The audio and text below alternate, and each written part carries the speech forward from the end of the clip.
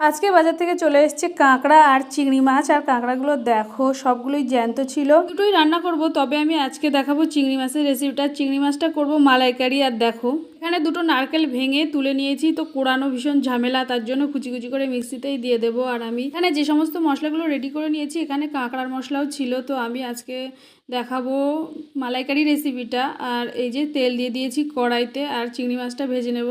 তো হালকা হালকা ভাজবো, বেশি ভালো করে ভাজবো না।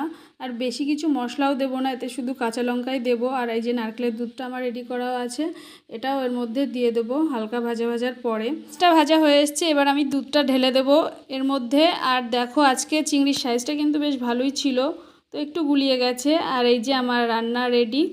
তো দেখো কালারটা দারুণ এসছে। আর এদিকে আমি কাঁকড়া কষাটাও করে নিয়েছিলাম, ওই রেসিপিটা দেখাবো পরের ভিডিওতে। এই যে আমার রেডি সব কিছু, এবার খেতে বসবো। দেখা হচ্ছে অন্য আরেকটি ভিডিও। টাটা।